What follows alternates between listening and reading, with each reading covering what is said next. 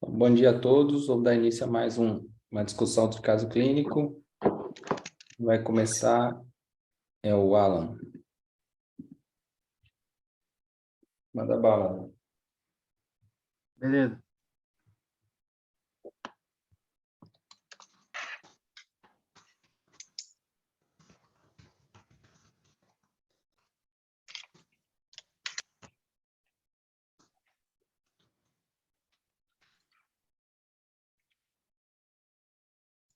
Estão conseguindo ver meu slide? Tudo certo. Beleza. Se o áudio travar, vocês me avisam aí, por favor. Bom dia a todos, meu nome é Alan, sou residente do Hospital Maternidade Frei Galvão, vou apresentar um caso orientado pelo Dr. Alex. Nosso paciente é uma paciente do sexo feminino de 56 anos, tinha um histórico de cálculo renal bilateral, um histórico de hipotireoidismo, e uso de levotiroxina, e tinha um histórico de cirurgia pregressa no punho direito. Vou mostrar as imagens, foi solicitada uma tomografia, eu estou omitindo uma informação, mas é importante se eu falar, fica mais fácil para vocês na hora de descrever a imagem. A gente tem a sequência, não sem contraste. Aqui na parte de a sequência de cima, vindo de cranial para caudal. E eu deixei essas duas imagens maiores, porque é onde tem a principal alteração.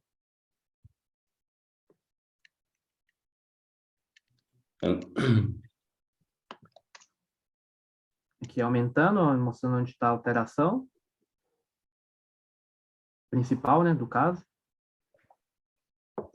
Alguém quer já descrever as imagens? Vou voltar aqui. Tem mais imagem depois, tá? Só para alguém começar a ver, depois eu corro. Usou contraste? Usou contraste depois? Usou. Bom, para mim parece que tem um nódulo no polo, parece que é no polo superior do rim esquerdo, exofítica, junta cortical anterior, isodenso ao parênquima. Eu só não sei ali a inferior direita, onde tem uma calcificação, se é continuação daquele nódulo ou é outra coisa ali. Na verdade é no polo inferior mesmo, é continuação. Polo inferior? Polo inferior. Tá. Eu acho que é isso. Sem contraste. Pode passar. Contraste. E num coronal para facilitar um pouquinho.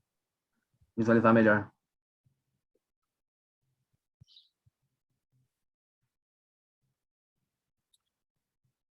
Quadro arterial.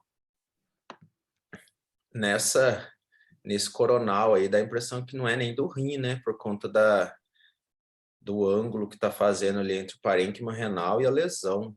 Não está dando aquele sinal da garra, né? Em que o órgão que contém a lesão abraça um pouco a lesão. Isso que eu estou tendo a impressão nessa imagem, no coronal e ali naquele do canto superior direito, tá parecendo nem que não é do rim. Mas eu acho que talvez no dinâmico deveria parecer melhor, enfim, mas eu descreveria como uma lesão, parece que está captando contraste, né, de forma heterogênea, limites bem definidos, tem foco de calcificação. Acho que a princípio isso. Tem alguma hipótese, Mate? A principal, se for do rim, é o CCR, né? Beleza. Alguém mais quer levantar alguma outra hipótese? Seria aí eu não sei se tem parte cística, mas Aqui, não dá, né? Na verdade é só para a densidade de gordura. De gordura? E tem mais de uma dessa daqui. É porque, como é foto, é estático, né? No dinâmico dá para ver melhor. Tem mais de uma, são pequenininhas assim. Aí eu trouxe essa e aumentei para poder ver. Fica de melhor visualização. Entendi. Ok. Então, Tendo gordura, eu pensaria no angiomiolipoma, né? boa. Então, o Mate já falou um CCR, né? Carcinoma de células renais, um angiomilipoma. Alguém quer falar mais alguma hipótese? E, Alan, é do rim mesmo, né? É, do rim. Ah, tá. Porque nesse coronal aí eu fiquei na dúvida. Não, Consideramos sendo do rim, né? isso é Perfeito. verdade, né? Essa hora que abrir, Exatamente. mas Isso, E se não Tá. fosse do rim, ô Mate, você estivesse com dúvida ainda, cara? E aí, o que você ia Então, fazer? se não fosse do rim, o É, problema é que está no polo inferior, né? Se se estivesse você... no É, polo superior, eu ia pensar alguma coisa de adrenal, coisa do tipo. então, Agora, aí os nessa contornos topografia, da cortical estão bem preservados, né? o que, Não tem Alex? os contornos, né? Os contornos do polo inferior do rim, junto à lesão, eles estão bem preservados. Não tem nenhuma alteração de perfusional ali que, que me sugeriu ser uma malignidade, né? Essa que é a discussão aqui. Se é do rim ou não. Não, para mim é do rim, tá? Tá, beleza, Só entendi. que o fato dele não ser irregular ou infiltrativo na margem, só ser exofítico, como se fosse Entendi. projetando só, né? É. Ele Aí a me gente tem fez que pensar de pensar mais em algo benigno do que em maligno, entendeu? certo. Ou alguma coisa da cápsula renal, não do parênquima renal, né? Das células que formam a cápsula renal, ou até a gordura perirenal. Não sei. Mas você eu, mandava, você mandava tirar, ou mandava acompanhar, ou mandava fazer biópsia? eu mandaria fazer biópsia. E aí, Alex, você mandava tirar, fazer biópsia ou acompanhar? Eu mandei acompanhar. Alguém mais? Mas assim, mandei não, né? Eu discuti. Assim, na verdade, é uma decisão muito duro, né? E é uma decisão difícil nesse caso. Tudo bem que aí seria uma nefré parcial bem tranquila, né? Muito exofítico, ia preservar praticamente a totalidade do rim, né? Mas é expor o paciente a uma cirurgia. Eu acho que nesse caso é uma discussão e uma decisão conjunta com o paciente, se ele quer, né, partir para um procedimento cirúrgico, porque às vezes o paciente fala, não, é um nódulo, eu quero tirar, né? Mas eu passei a segurança para o urologista de que é uma possível lesão benigna, né? E aí o Alan vai explicar melhor por quê e os achados que eu acho que por que é uma lesão benigna. O fato de ter gordura aí, eu acho que tem adenoma de rim também, não tem? Poderia entrar no diferencial? O Alan vai falar os diferenciais aí, né? Mas tem que é a principal hipótese minha, que o Alan vai falar, que eu peguei em literatura, vi uns 2 artigos, além da lesão ser muito parecida, o comportamento dela é muito parecido, né? Então, se fosse num paciente rígido, eu não vejo por que não fazer uma nefré parcial em vídeo aí, entendeu? Traz benefício para o paciente. E Bom, exclui o principal diferencial aí, que é o CCR mesmo. isso. Então, resumindo, se quem acha que é do bem ou quem acha que é do mal, né, tem que tirar. Não tenha dúvida disso, né? Porque é nódulo, né? Porque é sólido, tá? Se ele tem comportamento benigno ou não, esse tamanho, e sim, eu também sou de acordo que tem que tirar, independente do que seja, né? Como é nódulo, tem que tirar, também concordo, tá? Mas pode dar sequência aí, Alan. E só para... Tinha mais alguns achados, eu trouxe, mas não era tão o foco da discussão. Mas aqui na fase portal tinha umas hipodensidades corticais mal delimitadas por todo o parênquima renal bilateral. A gente levantou a possibilidade de uma pielonefrite. E tinha também aqui a gente consegue ver, tinha uma imagem aparentemente cística, que tinha um foquinho de realce ali na fase de equilíbrio. Então, a gente levantou algumas outras possibilidades, vou passar agora os achados aqui. Bom, a gente descreveu como rins tópicos e simétricos, apresentando na fase venosa o aparecimento de múltiplas áreas hipodensas mal definidas do parênquima renal, por vezes de aspecto de incunha ou estriado, associado à tenidensificação do plano adiposo perirenal bilateral. A formação nodular, né, que já foi descrita acima, contornos regulares e limites definidos, com discretos focos de densidade de gordura intralesional sem real significativo pelo meio de contraste, apresentando focos cálcicos pontiforme de permeio exofítico no polo inferior do rim esquerdo. E, como eu falei, a diminuta formação ovalada hipoavascular, bem definida na cortical renal, no terço inferior, com aparente discreto conteúdo de contraste na fase excretora, indeterminada devido às diminutas dimensões. Então, de impressão, a gente deixou como do nódulo a hipótese de angiomilipoma pobre em gordura, não sendo possível excluir outra etiologia ao método. O nefrograma estriado do renal bilateral, acho que pode ser, como eu falei anteriormente, a gente levanta a possibilidade de um processo inflamatório infeccioso, a pielonefrite, e na relação àquela diminuta formação ovalada hipoavascular, no rim direito, a gente levantou a possibilidade de diminuto cisto ou de vertículo piélico. Bom, vou falar um pouquinho de angiomielipoma renal. Eles são um tipo de neoplasia renal benigna encontrado tanto esporadicamente como parte de uma facomatose, mais comumente a esclerose tuberosa. Eles são considerados um dos vários tumores bem diferenciados, com diferenciação celular, epitelioide, perivascular, e são compostos por três elementos principais: os elementos vasculares, musculares lisos e gordurosos. O diagnóstico do angiomielipoma, no geral, em todas as modalidades, é a demonstração de gordura macroscópica na lesão. Aqui a gente vê, por exemplo, quando a gente tem aqui na ultrassom essa imagem, a gente bate o olho e sabe que já é um angiomielipoma. Porém, no cenário de hemorragia ou quando as lesões contêm pouca gordura, pode ser difícil distinguir um angiomielipoma de um carcinoma de células renais.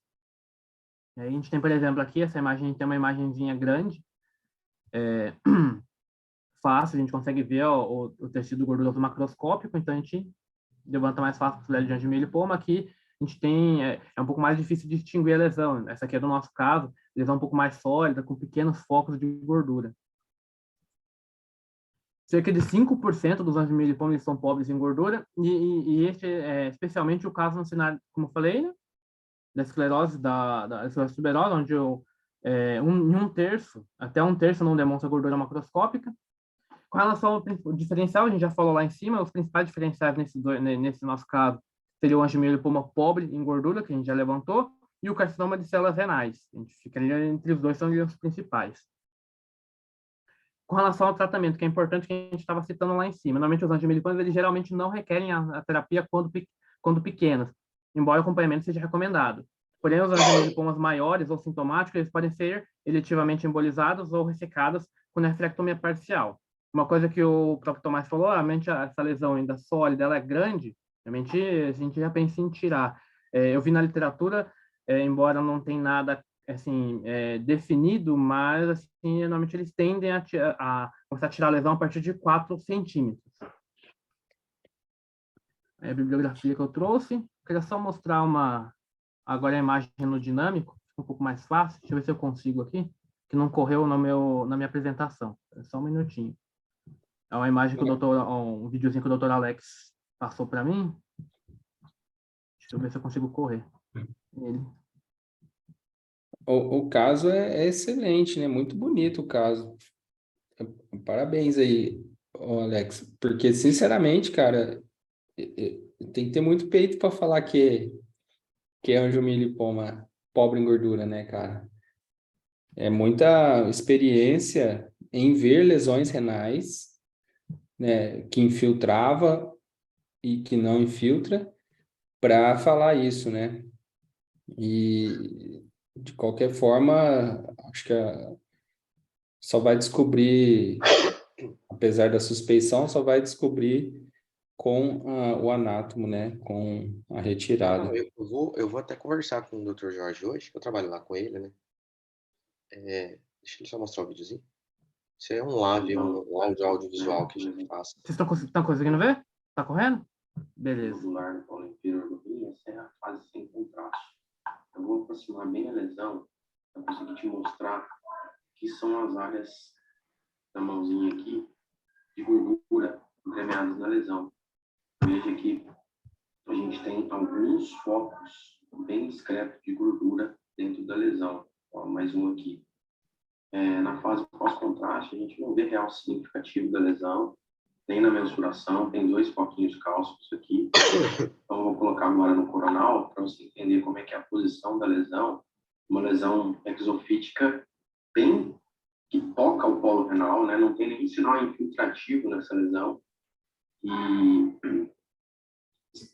para nefré parcial seria uma boa abordagem, mas o principal diferencial para mim aqui é um nódulo, seria um angiomilipoma pobre em gordura, principal diferencial. Apesar de eu não descartar outras lesões, que no diferencial seria a carcinoma de células renais, pelo padrão da lesão e por esse conteúdo gorduroso aqui, eu coloco ainda como principal diferencial o angiomilipoma pobre em gordura. Tá bom? Um abraço.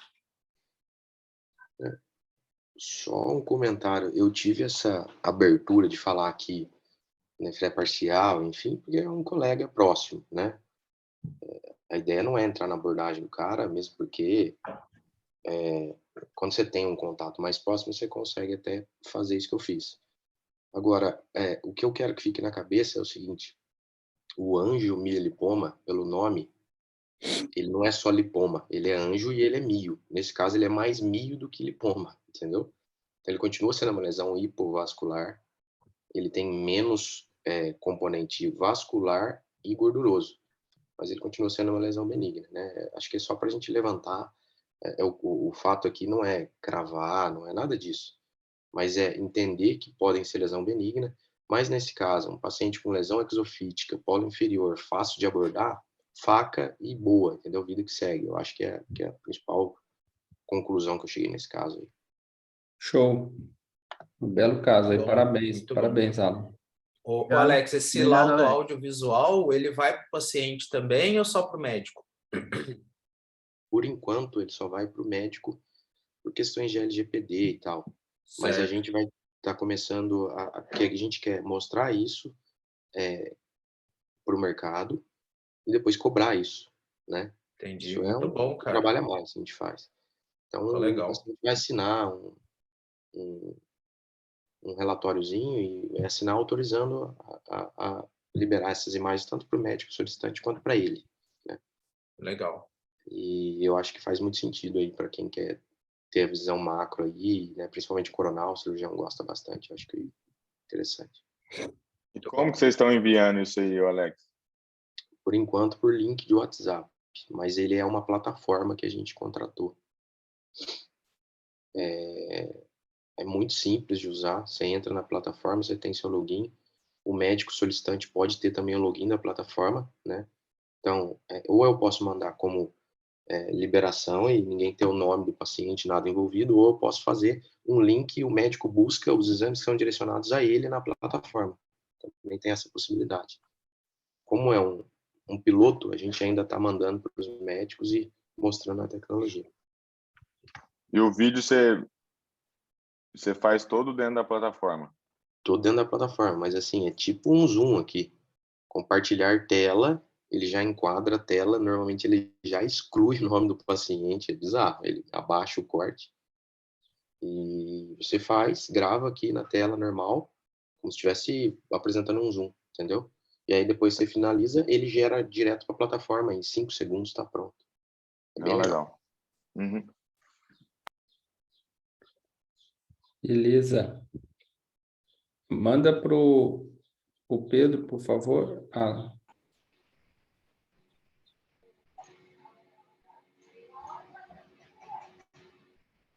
Mandei já.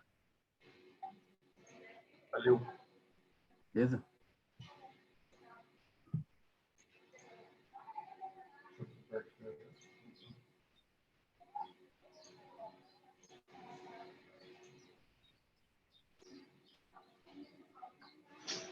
Então, bom dia a todos, meu nome é Pedro, sou residente aqui do Hospital Maternidade Frei Galvão. Hoje eu trouxe um casinho orientado pelo Dr. Lucas.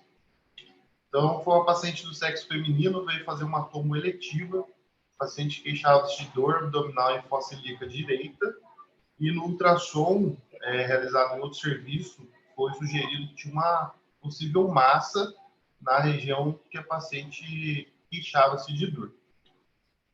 Então, essa aqui foram as imagens chaves que eu escolhi para a gente trazer, para a gente discutir o caso.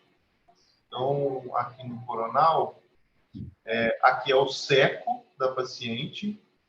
Em íntimo contato com o seco, tinha uma imagem alongada, meio tubuliforme, terminava em fundo seco, tinha densidade de líquido, ela tinha calcificações parietais, e aqui é a imagem. Alguém quer discutir, levantar alguma hipótese?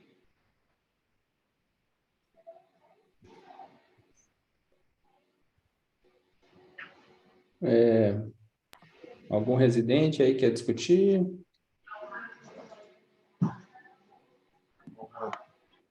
Vamos lá, galera. O Alan conhece o caso, Alan? Liga o microfone aí. Não conheço. Tô olhando aqui também, tô pensando em poderia ser. Será que pode ser o apêndice?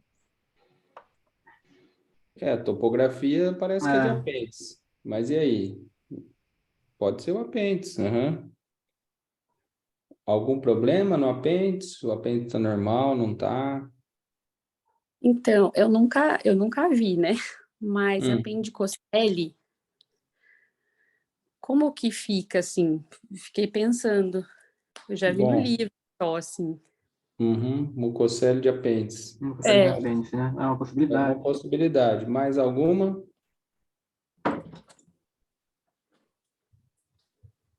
Pedro, essa calcificação aí está dentro da lesão? Está na parede dela. Parede da lesão. Parietal. Tem contraste, Pedro? Esse coronal é contrastado, na fase portal aqui. Não tem realce no interior da lesão, realce é só periférico, assim, da própria parede dela, tem grandes importâncias de realce. Eu pensaria no mucocele também. Não tem histórico de cirurgia, né? Não. Principalmente porque não tem densificação em volta, nem nada, né? Pra gente pensar em... Não, tem sim. Ela tem uma leve aqui. Ali, né? líquido livre aqui. Tá. E apendicite, não pode ser apendicite? Eu acho que pode ser apendicite, mas desse tamanho a gente acha que no laudo tem que falar que não dá para afastar a mucocele, né? É isso. Certo. Então, mucocele seria um termo genérico. Por que do medo da mucocele? Porque a abordagem cirúrgica é diferente, né? Porque se vazar isso aí dentro da cavidade, pode dar peritonite cálcica, eu acho, um negócio assim, não é, Alex? Não, É o tumor. Junone. É o tumor produtor de mucina. Isso. O nome, cara. Acabou de fugir aqui, mas já vem na cabeça. Que forma as calcificações, não é? Tumor mucinoso do apêndice, né? Que dá uma ascite gelatinosa, né? Que imprime os órgãos e é interessante o jeito que ela se apresenta perihepática, por exemplo. Mas fugiu o nome, já vou lembrar, é simples, cara. Vou pesquisar aqui. Então, vou dar sequência aqui. Acho que foi discutido as principais hipóteses que a gente levantou também no momento do laudo. Então, a gente deixou descrito como uma formação cística, paredes finas, tinha densidade de líquido, saía realmente ali da base do seco, a gente interpretou como sendo um apêndice. Tinha um foco de calcificação parietal, a lesão media por 8,1 por 2,7 por 3,5. Tinha essas imagens que sugeriam algum processo inflamatório ali junto, uma densificação, um pouquinho de líquido na pelve, mas apesar disso, a parede em si da estrutura estava muito fininha, né? Numa apendicite a gente espessa muito a parede, né? Então a gente levantou a possibilidade e deixamos como principal diagnóstico diferencial a mucocele de apêndice. Tipicamente ocorre em pacientes com idade entre 50 e 60 anos, é mais comum em mulheres, e frequentemente são encontrados de forma incidental, pois muitos pacientes são assintomáticos ou apresentam sintomas inespecíficos. O quadro clínico é um quadro que simula um abdômen agudo inflamatório de um apêndice, com a dor no quadrante inferior direito. E a principal complicação, que a gente tem que levantar essa possibilidade sempre de mucocele que a gente achar que for, é a rotura. Ela pode ser espontânea, que aquilo ali pode crescer tanto e romper espontaneamente, ou até no ato intraoperatório.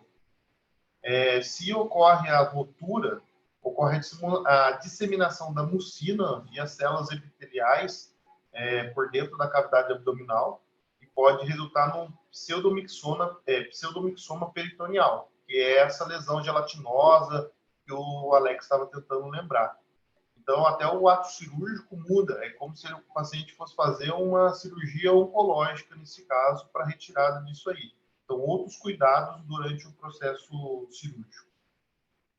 Na ultrassonografia, a gente consegue ver com uma massa cística meio ovoide, ou alongada. E essas calcificações parietais são muito comuns na mucocele de apêndice. E a gente tinha lá no nosso caso. Aqui na imagem de tomografia, muito semelhante ao que a gente viu, uma imagem tubular em fundo cego, com conteúdo homogêneo de baixa atenuação, com as calcificações parietais. E na ressonância a gente vai conseguir ver, normalmente vai ter um sinal característico de fluido simples no seu interior, no entanto esse sinal pode variar de acordo com o teor de proteína. Aqui nesse caso, é uma mucocele que tem uma descontinuidade da parede, então essa aqui rompeu espontaneamente, e ela tem umas nodulações que podem sugerir já malignidade. Tá? Então, se houver a suspensão de uma mucocele, deixar descrita no laudo, porque isso muda completamente a conduta cirúrgica do paciente. Isso aqui foram as literaturas que eu utilizei e queria agradecer a atenção de todos. Show de bola, belo caso também. Parabéns aí. O interessante aí, uma apendicite comum, ela pode começar com um aspecto muito, muito igual da mucocele. O paciente que ele obstrui o ósseo ali do apêndice, por um apendicolite maior, por exemplo, ela começa primeiro a encher de muco, né? Por obstrução. Às vezes você não tem um padrão inflamatório tão característico. Então, na dúvida, padrão cístico, apêndice meio cheio, meio balão, coloca no laudo, porque você pode, sim, dar a melhor conduta possível para aquele paciente. Normalmente eles não vão fazer uma incisãozinha só pequenininha aqui, né? Eles vão tomar um maior cuidado ali na abordagem cirúrgica, até para não ter risco nenhum de ruptura mesmo. Então, acho importante levantar a bola, mesmo que não seja. Se o padrão for meio balão, meio cístico, é melhor falar. E tem também um ponto de corte, eu sinceramente nunca li, mas eu lembro que o Dr. Douglas falava bastante, acima de 15 milímetros, se o apêndice deu acima de 15 milímetros, você tem que falar, você tem que jogar essa possibilidade. Matheus, quando eu vi esse exame, na hora eu lembrei de você falando desse valor. Eu procurei em literatura e nenhum dos artigos que eu achei falando de mucocele, na parte de diagnóstico e patologia, ele não dava. Falava disso. Exato, mas eu tentei procurar. Eu particularmente nunca olhei, nunca pesquisei, foi de orelhada mesmo que eu guardei isso, vamos dizer assim. Ah, mas o orelhado do Dr. Douglas, esse é um compêndio, rapaz. Então. Eu também já ouvi falar, tem uma nota de corte também, mas nunca pesquisei não, mas também já vi falar isso Imagina o aí. N do Dr. Douglas, dá para ele fazer um artigo disso e comprovar que esse 15 é certo. Eu tentei trazer esse valor da literatura, mas eu não encontrei. Show de bola. Show. Bora,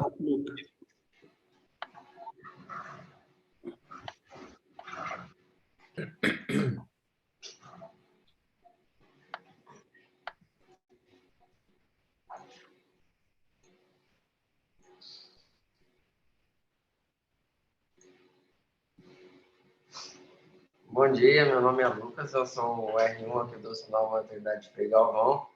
Hoje eu vou apresentar um caso orientado pelo Dr. Lucas. E o Dr. Lucas está aí? Está quietinho? Não vai comentar os casos dele? Está aí, Lucas? Na minha agenda. Ah, Lucas. Show, mandou 2 casinhos top aí, manda bala. Peraí, deixa eu só...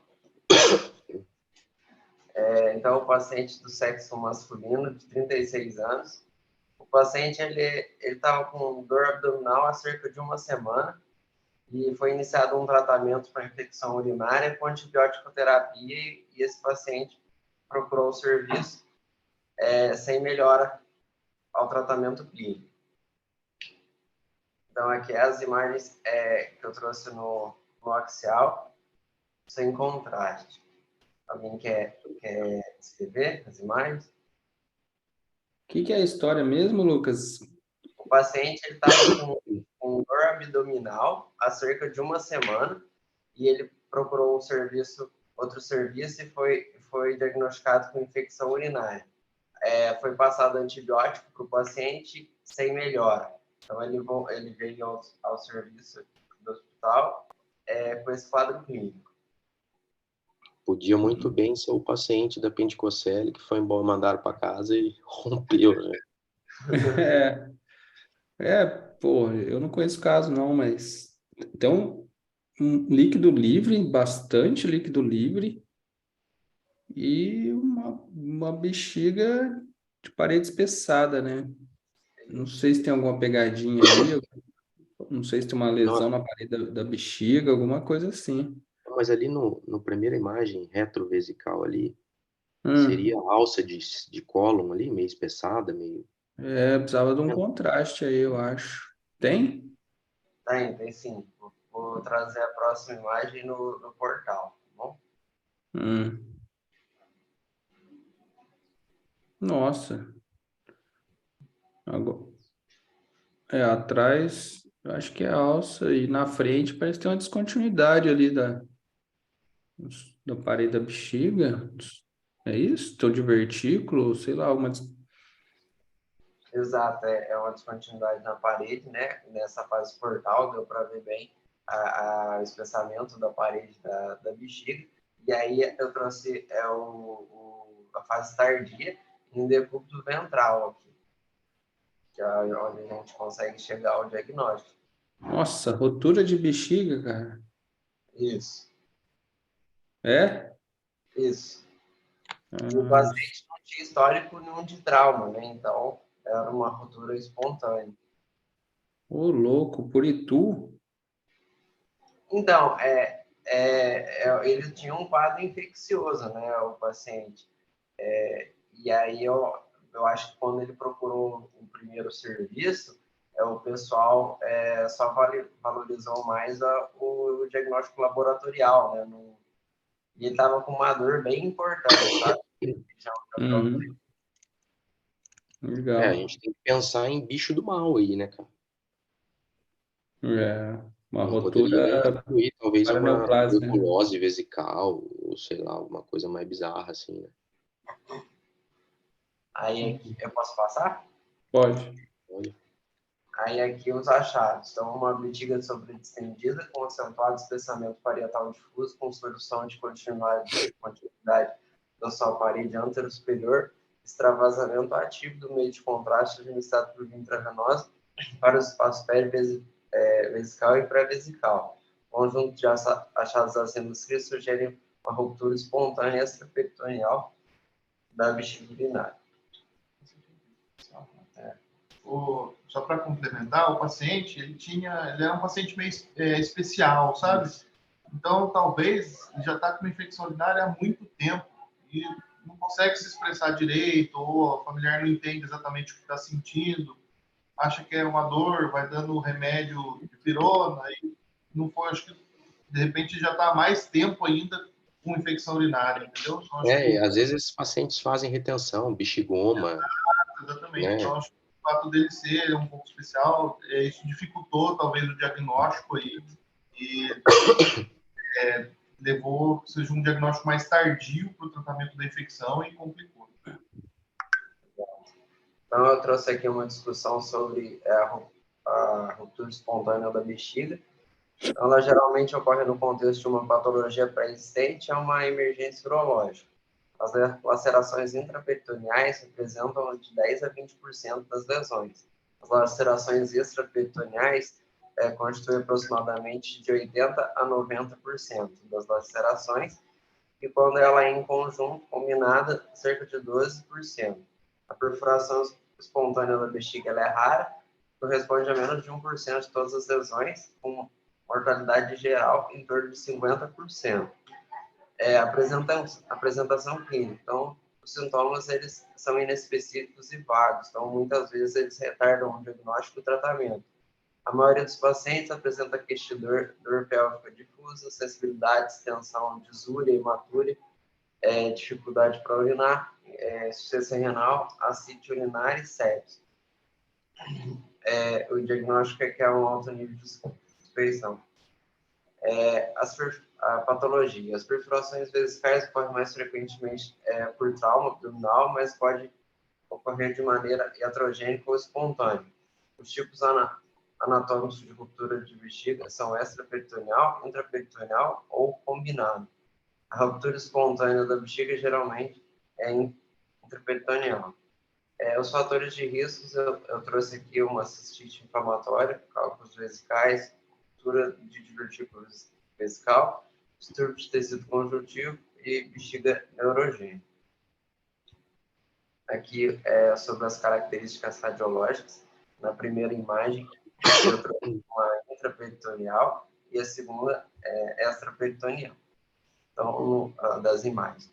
No caso da ruptura intraperitoneal, geralmente mostra o líquido no peritônio e um defeito na ruptura da parede da bexiga realçada. Além disso, a identificação do meio de contraste fora dos limites da bexiga no peritônio e entre as alças intestinais confirma o diagnóstico. Na ruptura extraperitoneal, o extravasamento do contraste ocorre ao redor da bexiga, no espaço perivesical, que ocasionalmente estende-se além do espaço perivesical.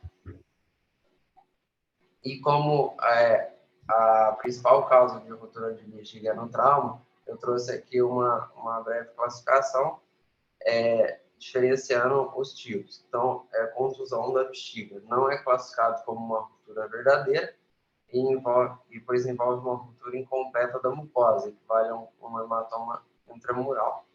Ruptura da bexiga subserosa é causada por um rasgo na superfície serosa, sem um rasgo completo da parede da bexiga. Aí a ruptura intraperitoneal, que é aproximadamente 15% das lesões graves, geralmente ocorre na cúpula da bexiga.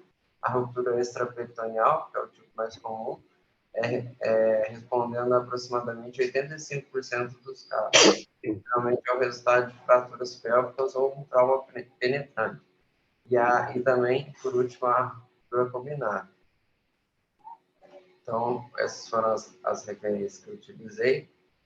E obrigado pela atenção e obrigado ao Dr. Lucas por ceder o caso. Show de bola, Lucas. Belo caso aí, Só caso parabéns top, hein? pela apresentação. Só Pessoal, caso. se eu puder compartilhar a tela aqui, coincidentemente eu tenho um caso de ontem de ruptura vesical.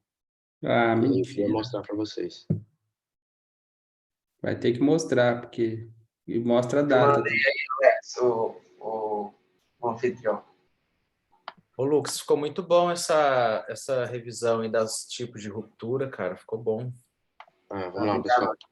Só que aqui a gente tem um contexto de trauma, né? O paciente estava com um macaco no caminhão, levantando o caminhão. Eu trabalhava com uma oficina. E aí o macaco não aguentou o caminhão, cedeu, o caminhão andou para frente e prensou ele na parede.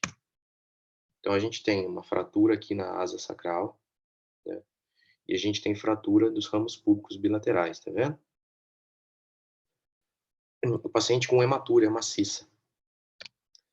Essa é a parte sem contraste, a gente vê que tem um conteúdo aqui extraperitoneal espontaneamente denso e um líquido que aqui eu tinha dificuldade de saber se ele estava intra ou extraperitoneal, tá? A maioria do líquido estava extraperitoneal, levantando o soalho pélvico e subindo aqui, né?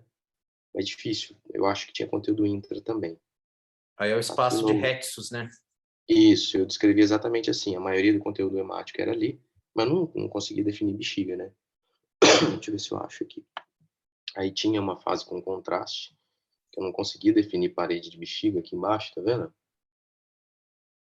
E a tardia, eu tinha que fazer... me avisaram depois, eu não conduzia esse exame. Fizeram uma tardia aqui, que tinha um conteúdo meio... Tá vendo? Que para mim, aqui poderia até ser bexiga, mas aqui, daqui para cima, não. Tá vendo? Uhum. Então, nesse contexto aqui, eu sugeria a possibilidade de rotura vesical.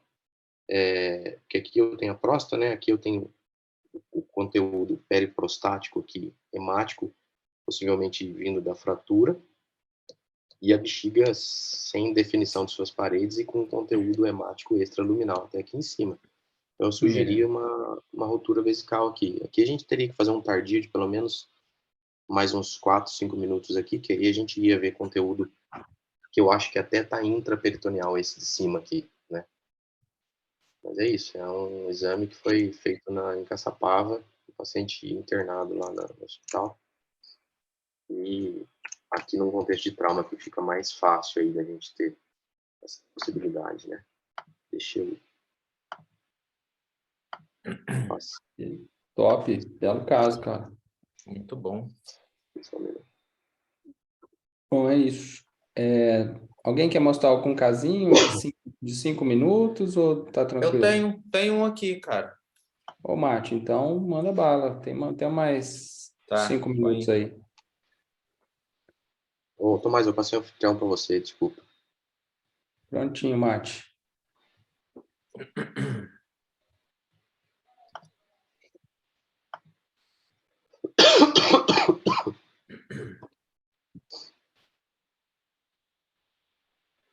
Beleza. Eu não sei, tá conseguindo ver minha tela aí? Sim. Eu não sei se está aparecendo o nome do paciente, mas enfim. Tá não. Não? Então, beleza. Então, é um paciente que tinha uma fístula, era uma fístula braquiobasílica no braço esquerdo e estava tendo sintomas isquêmicos na mão. Estava com a mão gelada e com dormência. Aí, a suspeita nesse caso seria um fenômeno de roubo, ou seja, em que a fístula, ela assume uma dilatação, ela fica um pouco mais dilatada e o fluxo que vem da braquial, ela vai toda para a fístula. Então, roubando o fluxo distal do braço. Então, aqui, eu vou mostrar aqui o resumo, né, do exame. Foi um exame bem difícil de fazer, paciente, geralmente, né, dialítico, o paciente estava bem debilitado, tinha acabado de fazer a diálise, estava sangrando ainda um pouco a fístula, enfim. Então, o que eu vejo aqui na artéria radial esquerda, ele tem um fluxo de baixa resistência, simulando aqui um tardus parvus, né? O pico sistólico tá mais abaulado, uma diástole mais alta, o que não deveria ser assim, né? Uma artéria periférica, a gente teria que ver, no mínimo, um fluxo bifásico. Hoje em dia, a gente até não usa muito o termo de bifásico, trifásico, usa multifásico, que é o normal. E aí, beleza, a artéria radial estava assim e a artéria ulnar também, mesmo esquema. É importante a gente ver aqui que o pico sistólico na artéria radial estava de 23,8. Aí tem uma manobra que a gente faz, eu vou passar aqui para frente. Aqui a gente vê a fístula em si, é uma fístula bem com diâmetro grande, né? E, ou seja, que estava com hiperfluxo aqui. O sangue estava vindo da braquial e já indo quase todo para a fístula. E importante a gente ver aqui que é uma fístula braquiobasílica. O que acontece? A fístula braquiobasílica não é a mais utilizada. A mais utilizada seria primeiro distal, né? Mas sendo braquial, seria a braquiocefálica. Só que na cefálica dele, eu só acho aqui.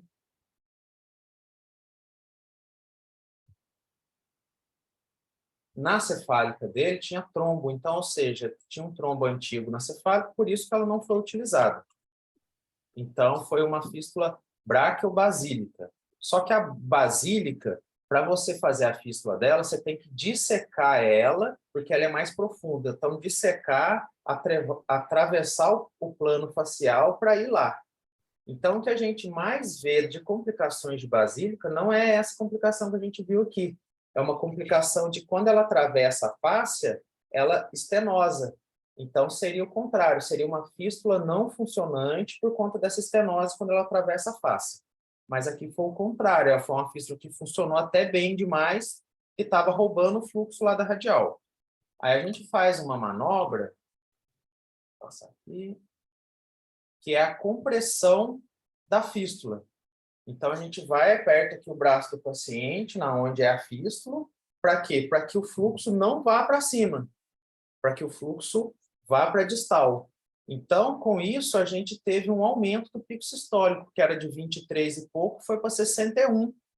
E o fluxo na radial ficou um pouco mais em pico, né? Não ficou totalmente aquele multifásico, mas ficou mais em pico.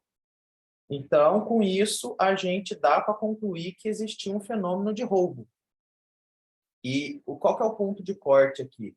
Se depois da manobra de compressão aumentar em 50% a velocidade aqui, a gente já pode falar que existe fenômeno de roubo. E aí, qual que vai ser o tratamento proposto aqui? Eles vão fazer uma cerclagem dessa fístula. Eu não sei a técnica exatamente, esse paciente ia fazer esse procedimento. Depois, se eu tiver retorno, eu mostro aqui para vocês. Mas aí eles passam como se fosse uma linha, uma estrutura ao redor para diminuir o diâmetro dessa fístula e tentar passar o tanto de sangue ali necessário para a fístula funcionar e o bastante para conseguir ter um fluxo arterial bom no braço para não isquemiar. É isso. Boa, belo caso, hein? Que aula. Nossa, que Roubo treta esse de tratamento deve ser, hein? fístula. Essa é boa. Como é que eu faço? Pode compartilhar. Pronto. Então, além da complicação de fístula trombosar, fístula pode roubar também, né? Exatamente, pode roubar, pode... E aí, vamos supor, só dando continuidade numa outra possível, né, causa de complicação dessa fístula, que é braquiobasílica, ou seja, vai ter uma dificuldade no esvaziamento da fístula, certo? Uhum. Então, se a gente levanta o braço do paciente e a fístula murcha, a gente, nessa conduta, a gente já sabe que não existe uma dificuldade de esvaziamento da fístula, que seria uma complicação do vaso eferente, Uhum. né? da veia eferente, que seria trombose, e no caso desse tipo de fístula, seria a compressão. Então, se a gente levanta o braço do paciente, a fístula murcha, a gente já exclui isso só no exame físico, né? A gente já parte para o exame do ultrassom com isso na cabeça. Show. Obrigado por compartilhar, o Mate. Valeu, galera. Comparecer aí, galera. Show de bola. O povo já está no Valeu. fim do ano. Beleza. Semana que vem, normal, né? mundo. Hã? Semana que vem, normal. Ah, Todo em mundo de princípio, touquinha do normal. Natal. Acho que sim, normal, né? Beleza, Valeu, galera. Bom final de Bom semana aí. falou, Até valeu. mais. Abraço. Falou, gente. Bom final de semana para vocês. Obrigada, gente. Bom final de semana.